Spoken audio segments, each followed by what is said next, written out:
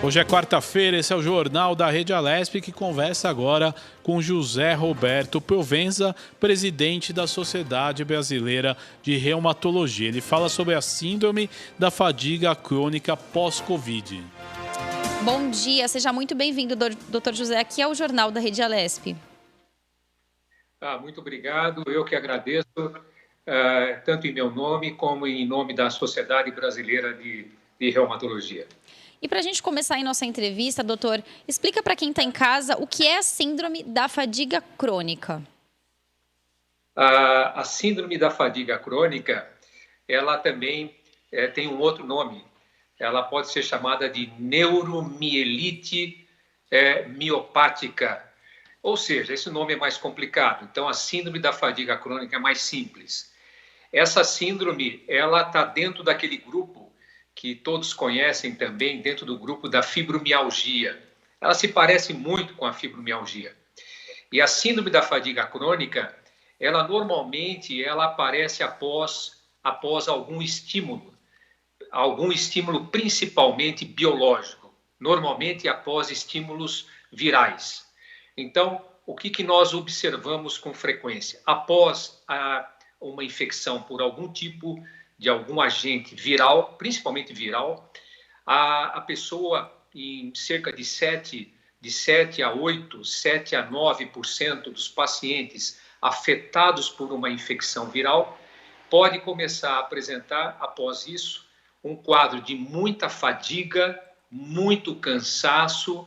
Pacientes começam a ter dores musculares, dores difusas por todo o corpo, uma sensação muito ruim, muito cansaço, difícil conduzir o dia a dia. São pessoas que durante o dia sentem até necessidade de interromper o seu trabalho, ir para casa descansar ou deitar um pouquinho. Alguns pacientes começam a ter também dores articulares, dores nas articulações. Alguns podem aparecer febrezinha baixa, que nós chamamos de febrícula, né? E, sobretudo, uma alteração que é muito desagradável, também alteração de memória. São pacientes que começam a ficar um pouco mais esquecidos, esse cansaço mental, não é só uma fadiga física, mas também uma fadiga mental. Então, isso aparece em cerca de 7 a 8% dos pacientes afetados por alguma doença infecciosa. Agora, doutor, é importante a gente perguntar em relação à Covid-19. Por que esses pacientes eles desenvolvem essa síndrome? Da mesma forma que eu havia dito anteriormente, esses pacientes acabam, muitas vezes, após essa infecção, além daquele quadro de mal-estar, de tosse, de muita fadiga, eles começam a apresentar esse quadro de dor no corpo, e isso é muito importante agora, nesse momento, que nós estamos chegando aí à casa dos 4 milhões de pacientes infectados pela Covid, deixar as pessoas alertas para esse quadro. É um quadro de fadiga, de cansaço, e o que acontece? O que os estudos mostram? Que esses pacientes que apresentam esse tipo de alteração pode ter uma alteração imunológica, principalmente com a fabricação de anticorpos. E esses anticorpos podem afetar principalmente 2 tipos de receptores. Receptores chamados beta-adrenérgicos e os receptores que também são chamados de acetilcolina. O primeiro que eu falei, que é o beta-adrenérgico, ele comanda a frequência cardíaca, comanda a pressão arterial, né? E o segundo comanda principalmente a força muscular. Se você tem anticorpos que afetam esses receptores, você acaba tendo realmente alterações tanto na pressão arterial, na circulação, na perfusão sanguínea cerebral, na perfusão sanguínea dos músculos, fraqueza muscular, tudo por conta realmente desses anticorpos que são formados de uma maneira incorreta. Doutor, agora quais os sinais, né, podem aí deixar um alerta de que você está com essa síndrome? A primeira manifestação, sem dúvida nenhuma, é a manifestação de muito cansaço, de muita fadiga e principalmente também essa alteração de fadiga mental. Alguns apresentam também dores articulares e principalmente dores musculares. Muitas vezes eles são interpretados até mesmo como portadores de fibromialgia. E na verdade não é, porque a diferença entre a fibromialgia e a síndrome da fadiga crônica é que a fibromialgia é uma doença que ela se estende por muitos e muitos meses ou anos. No caso da fadiga crônica, ela é mais autolimitada, ela costuma desaparecer após 8 meses, 1 ano de aparecimento dos sintomas. Agora, doutor, é importante, né? Essa síndrome, ela foi diagnosticada através de estudos clínicos em pacientes mais graves da Covid-19 ou aqueles também que tiveram situações leves, praticamente assintomáticas, puderam desenvolver essa síndrome? Uma boa pergunta.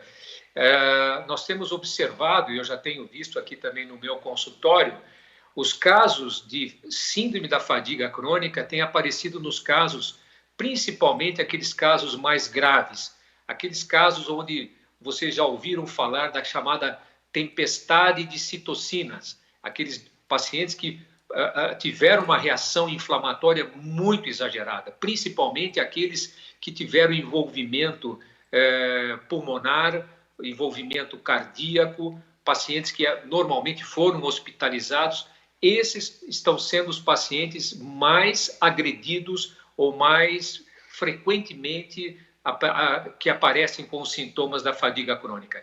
Então, as formas mais leves, principalmente aquela que cursa com apenas um processo inflamatório da região das narinas, da garganta, apenas uma faringite ou uma rinite, né? Ou uma faringite leve, normalmente esses casos não aparece a síndrome da fadiga. Então, são os casos mais graves e mais agressivos. Agora, doutor, como é feito aí, né, a confirmação de um diagnóstico da síndrome da fadiga crônica e como é feito o tratamento? O diagnóstico, ele é praticamente 100% clínico. Nós não temos, até o momento, um marcador específico da síndrome da fadiga crônica. O que é muito importante, quando nós tirarmos a história clínica, observar se esses pacientes tiveram um antecedente de um quadro infeccioso. Doutor, eu tive febre, eu tive dor de garganta, eu tive uma rinite, eu fiquei muito gripado, tive um quadro diarreico. Isso é muito importante para diferenciar de quem? Da fibromialgia, né? E, normalmente, esses pacientes, além de ter essas alterações clínicas, eu quero lembrar também, diferentemente da fibromialgia, na fadiga crônica nós temos dores articulares. Muitas vezes nós temos também aparecimento de gânglios, de linfonodos, que pode aparecer na região do pescoço, na região da região supraclavicular, na região da inguinal. Então, são algumas manifestações que na fibromialgia nós não temos, né? Então, o diagnóstico ele é praticamente a percepção clínica e de uma boa anamnese, de um bom exame físico. Muitas vezes, nós podemos encontrar no hemograma ou no VHS pequenas alterações. Eu chamo de VHS uma prova inflamatória, como também o é a PCR, proteína C reativa, que são provas inflamatórias que podem estar um pouco aumentadas nos pacientes portadores de fadiga crônica. Agora, Essa é a orientação. Doutor, uma dúvida que aparece e é frequente. Isso tem tratamento? Qual o tipo de medicação para melhorar essa síndrome? É temporário ou é uma doença que fica com a pessoa por muito tempo? Como o próprio nome diz, né, é um quadro de fadiga crônica, né? Isso é como ele se torna uma dor e uma fadiga persistente.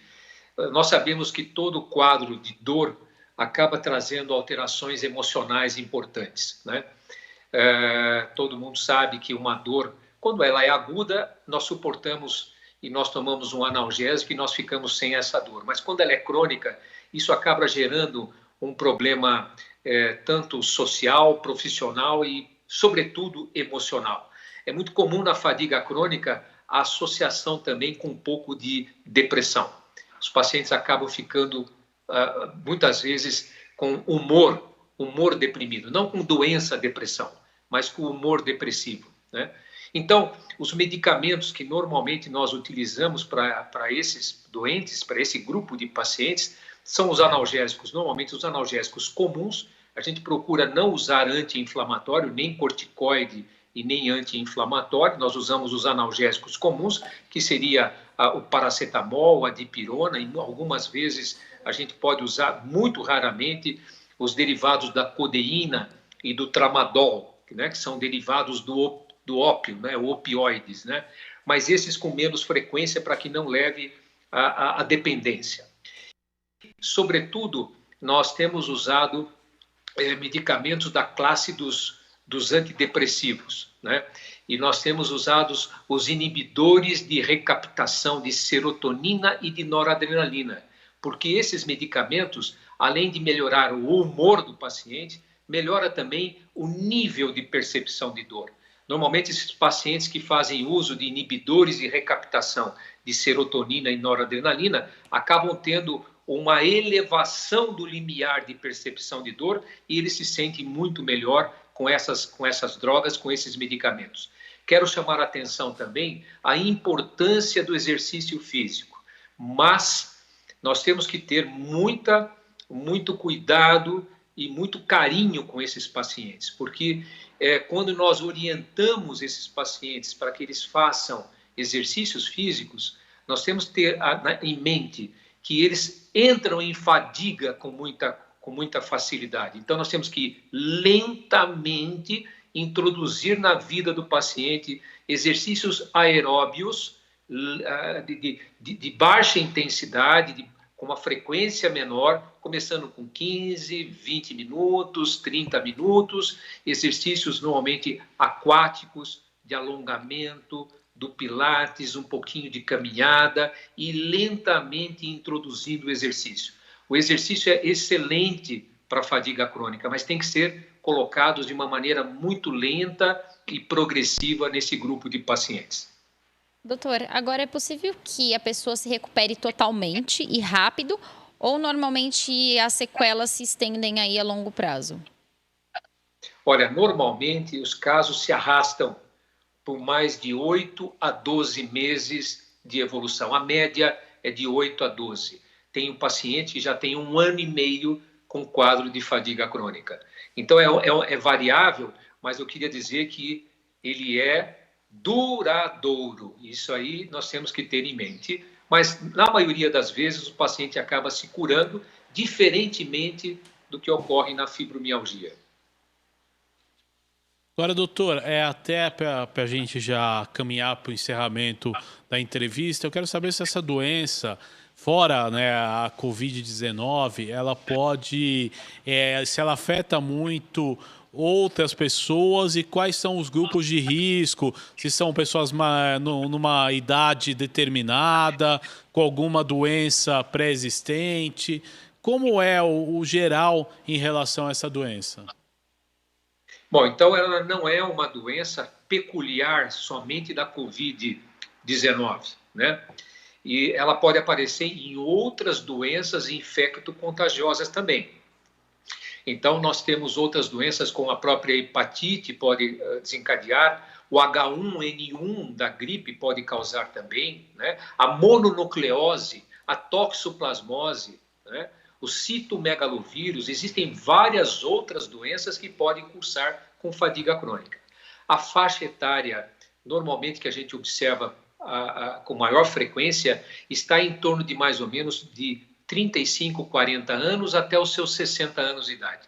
Essa é a faixa que nós temos mais observado o paciente portador de fadiga crônica, né?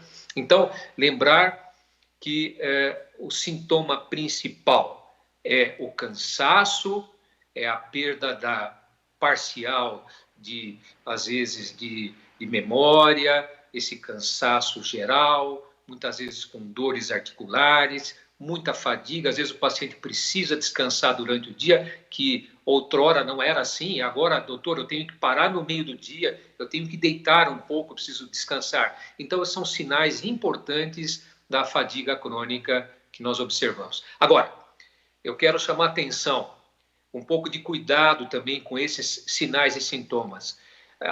Muitas vezes você tem pessoas, principalmente a partir da sexta década de vida, que começa com os mesmos sintomas. Aí tem o emagrecimento, perda de apetite. Nós temos que ficar atento também com doenças mais graves, como as neoplasias, como as doenças como o câncer, por exemplo, né? Então, cuidado com o que nós chamamos de síndrome paraneoplásica. Ao lado disso, nós temos doenças tumorais, principalmente numa idade um pouco mais avançada, mas aí o doente cursa com o quê? Perda de apetite, fraqueza e outros sintomas que lembram a doença mais consumptiva. Estamos de volta agora pela Rede Alesp, é o Jornal da Rede Alesp, por toda a Rede Alesp. Você acompanhou a CPI das quarteirizações e eu estou entrevistando aqui o doutor José Roberto Provença, que é presidente da Sociedade Brasileira de Reumatologia. Doutor, o senhor estava respondendo em questão, né, as idades, as pessoas que estão mais propensas a essa doença fora a Covid-19. Eu peço aí que o senhor continue com o seu raciocínio. Muito obrigado. Então, eu estava explicando, né, que, na verdade, a gente tem que tomar várias outras doenças que não são a Covid, né? Nós temos que ficar atento para as outras infecções virais, como H1N1, né? A hepatite, a toxoplasmose, a mononucleose, citomegalovírus. Tem outras doenças que também podem ter um desfecho para a síndrome da fadiga crônica. Eu quero chamar atenção também, muita atenção em relação ao quadro que lembra a síndrome da fadiga, mas aí o doente está apresentando também: doutor, eu estou emagrecendo, perdendo o apetite, estou tendo uma queda muito rápida das minhas energias. Muito atenção também com as doenças neoplásicas, as doenças tumorais. Mas isso normalmente ocorre de uma maneira mais agressiva, que nós temos que ficar atento com esse grupo de pacientes. Doutor, eu quero agradecer a sua participação no Jornal da Rede Alesp desta quarta-feira. Até uma próxima oportunidade que o senhor venha esclarecer aos nossos ouvintes tudo em relação a essa doença. Muito obrigado, viu? Eu que agradeço. Um grande abraço a todos. Obrigada, doutor José. Até uma próxima. Até uma próxima. Obrigado, viu?